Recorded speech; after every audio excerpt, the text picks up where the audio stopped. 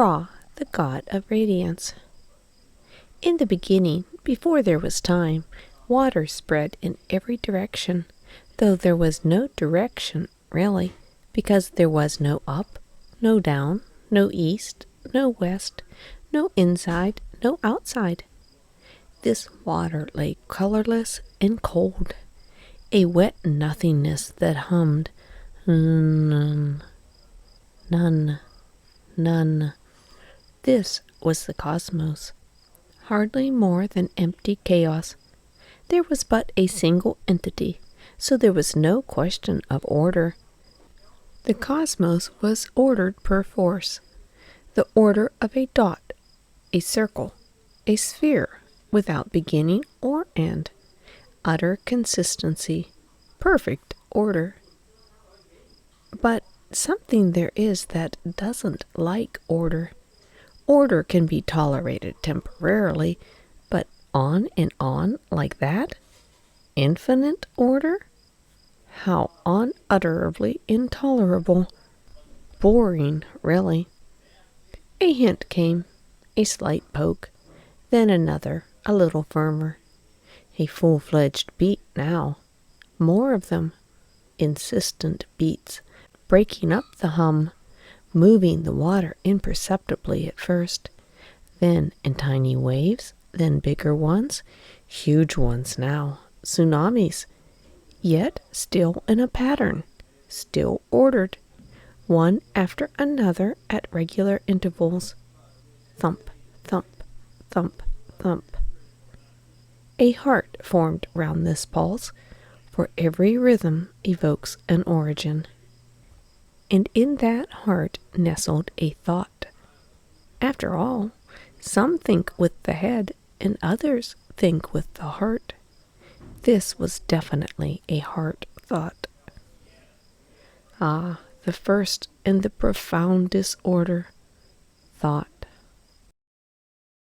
This single thought rubbed fast and faster until it warmed and finally ignited into language.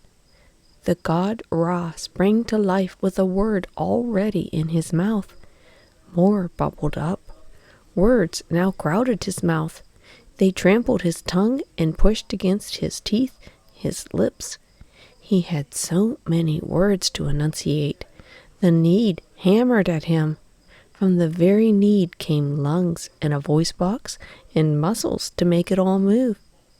Ra shouted the first word over and over, and those shouts rose up in molten mass up and spewed forth through the waters of none in a fiery explosion.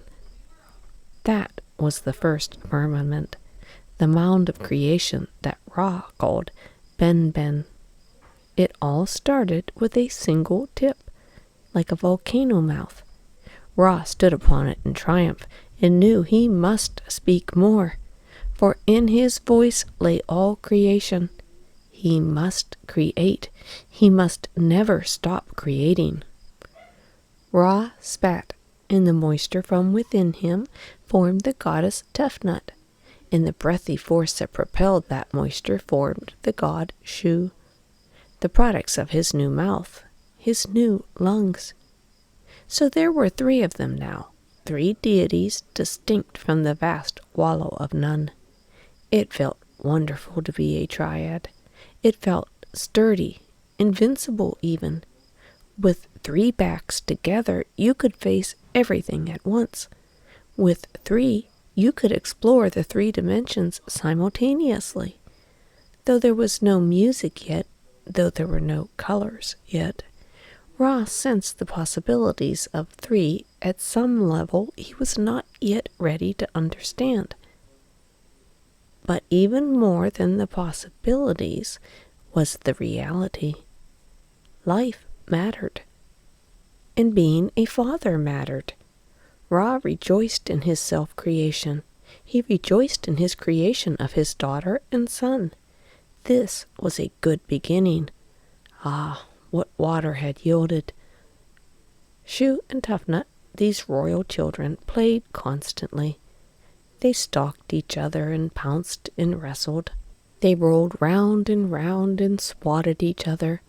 They were like lion cubs, and Ra was like a huge, patient lion father, posing contentedly as they chased his tail or combed his mane, though of course there were no lions yet. There were only Shu and Tefnut and Ra, in the vast spreading none around the island the Dryad roamed. One night, instead of sleeping, Shu and Tefnut went off wandering in the dark. Shu was air, Tefnut was moisture. Neither of them had special powers to let them see through the blackness. So, as children will, they got lost. When Ra realized they were absent, he was bereft. The difference between being alone in the vastness and being with his two children was the difference between sorrow and delight. He was lonely, and worse, he grew anxious. There could be nothing out there to hurt the children, for, after all, there could be nothing out there, period. What existed only because Ra had made it. Yet anxiety made this god itch all over until he wanted to scream and scratch his own skin off. He needed those children. He loved them. At this time, Ra had only one eye. He plucked it out from his forehead, and he sent his eye searching for Shu and Tefnut, for his darlings. Then he settled down and waited for the eye to return. He waited and waited. While he waited, blind and cold, he curled in on himself and wondered what he would do if his eye didn't find the children. It might search in vain forever, but the children could come back on their own anyway. That was possible. But that was terrible too, for their father wouldn't be able to see them. Ra rolled in wretchedness. And so Ra fashioned for himself a new eye, as he waited and waited some more. Meanwhile, the first eye of Ra, the original eye, lit up the world and flew across the firmament. It hugged the sands, it seeped into rock crevices, and now it soared across the waters, rising with each wave, falling as it crested. The old eye checked everywhere, and at last found the cowering cubs, who had grown all gangly and awkward, almost full size by now, and led them back to their father, dripping and skinny and needy. Ra gathered his children to his chest, and he felt whole again. These children were his very limbs. They were his own breath, his own fluids. They were everything. He broke himself on the joy of being reunited, and he wept on his parts. With great, huge sobs, he exhausted himself. And strange creatures, human beings, stepped delicately out of each teardrop, resplendent in their wet newness, gaping at the awe-inspiring wonder of creation. Innocent, yes, yet with hungry hearts that made Ra's new eye blink. For he sensed those hungry human hearts would allow innocence to be consumed and vanish. But the old eye of Ra, the original eye, was glad to see that humans were corruptible. That eye wanted Ra's creations to make trouble for him, for Ra had been disloyal. Ra had replaced the old eye with the new eye. The old eye smoldered in fury. Ra was stupefied at the old eye's reaction. He understood nothing of jealousy, nothing of loyalty. Those emotions came from interacting, and he had never had to interact with anyone but Tefnut and Shu. Still, as his old eye hissed and spluttered, he understood the need for appeasement, and so he transformed his old eye into a snake, the very first snake ever, a cobra. And he picked it up and put it on the front of his forehead, the place of highest honor, and he called it his Ayret. It worked. The Ayret was proud to precede Ra wherever he went. Everything was getting better and better. But now something else was happening.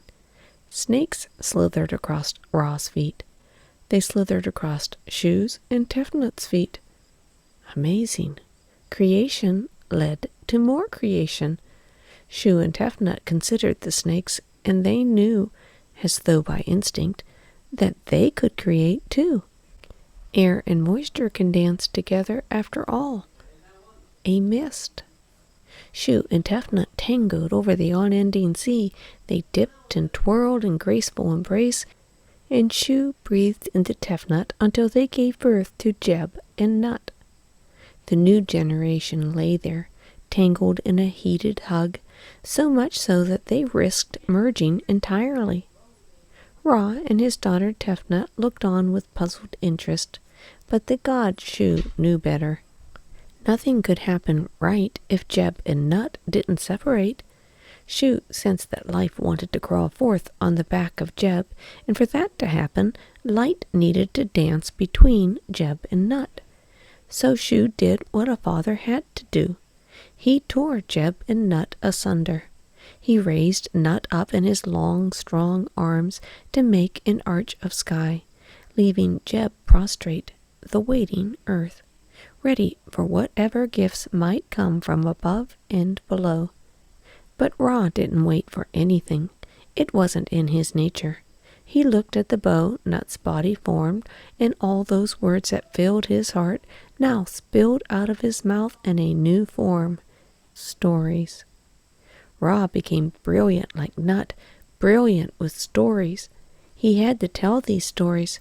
The stories could make anything happen, anytime, anywhere.